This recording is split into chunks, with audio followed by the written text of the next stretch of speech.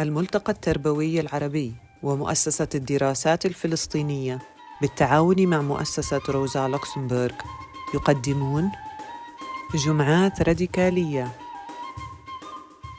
تستكشف هذه السلسلة من الندوات الافتراضية التجليات المختلفة للتربية الراديكالية الفلسطينية على مدار قرن من الزمان وما نتج عنها من أنماط تربوية، على أمل أن تساهم في حراك إقليمي وعالمي نحو شكل جديد من التربية والتعليم.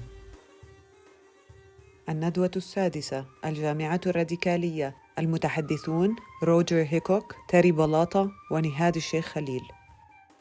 التعليم الراديكالي لازم مش بس يرتكز على انك تفهم اللي عم تدرسه، لكن تشوف قديش اللي عم تدرسه يتناسب مع العالم اللي انت عايش فيه او الذي يدور حولك.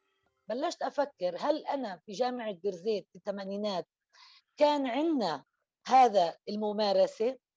اكيد كان عندنا مساحة واسعة للاختلاف ولتفكير خارج عن المألوف، لفتح نقاشات خارج عن المألوف، تمكين المشاركين في العملية التعليمية لتطوير حلول فردية وجماعية لمشاكلهم.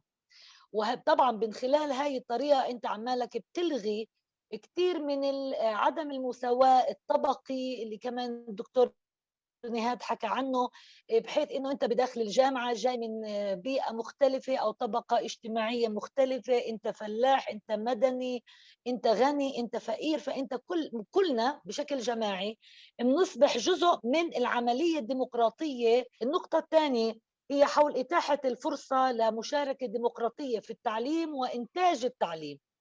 المناهج ومخرجات التعلم بدها تساهم في عملية صنع قرار ديمقراطي يتشارك فيه أو يعني يستفيد منه الجميع.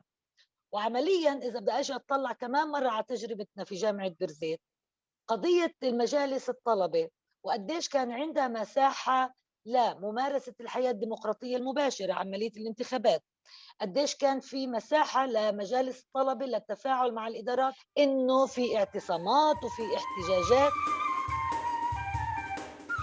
كان افتتاح الجامعة الإسلامية عبارة عن يعني معركة مع الاحتلال، استخدمت فيها مجموعة من وجهاء قطاع غزة وأعيانها ورجال الأعمال فيها والشخصيات العامة، استخدموا ذكائهم أحيانا وأحيانا أخرى تحديهم لكي يفرضوا هذه المؤسسة. بدأت الدراسة بالخيام، وهان الدراسة عندما بدأت بالخيام كان رئيس الجامعة الدكتور محمد صقر كان يقول على ضوء رفض الاحتلال السماح، وكان يمنع، ليس فقط يرفض، يمنع بالقوة العسكرية. فكان يقول انه الجامعة العبرية بدأت بالخيام والجامعة الإسلامية تبدأ بالخيام، وهذه يعني اعتبرها انه بشارة خير، انه نمضي طريقنا كفلسطينيين نحو التحرير طالما انه اصبحنا نؤسس جامعات على ارض الوطن. عندما جاءت الانتفاضه في نهايه عام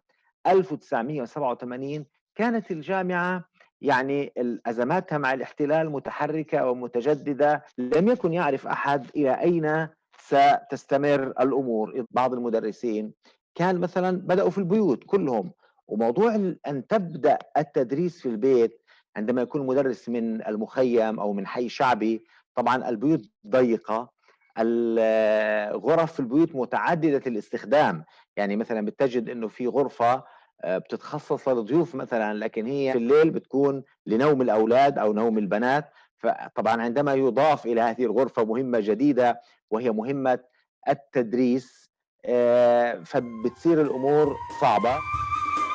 من الواضح أن العنصر الذي كان موجودا في الانتفاضة الأولى كانت الثقة. الطلاب كانوا يثقون بأساتذتهم والعكس صحيح. الناس كانوا ملتزمين بمجموعاتهم السياسية وكانوا يثقون بقيادة الشعب الفلسطيني، كانوا يثقون أنه بعد 4 سنوات من الممارسة الثورية أنه تم تعيين من يمثلهم لكي يحصد نتائج ثورتهم. لكن كان هناك غياب للثقة بالسلطة الفلسطينية، لم تبرز طبقة جديدة من القيادات. ورغم وجود عدد كبير من القيادات في الانتفاضة الأولى، اليوم هناك قلة من القيادة.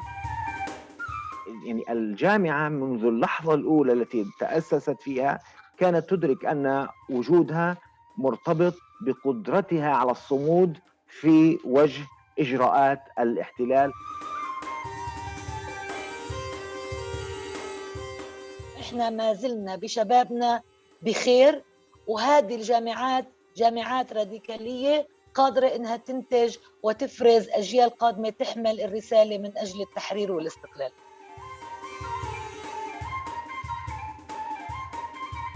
إن الرابط الواضح ما بين المصطلحات الزمنية والمكانية، الشيخ جراح، الحرم الشريف، فلسطين عام 1948، غزة التي فرضت على العالم في أيار مايو الماضي، عكست قطيعة واضحة مع الماضي في المجال الزماني والمكاني للنضال الفلسطيني من أجل الحرية وحق تقرير المصير.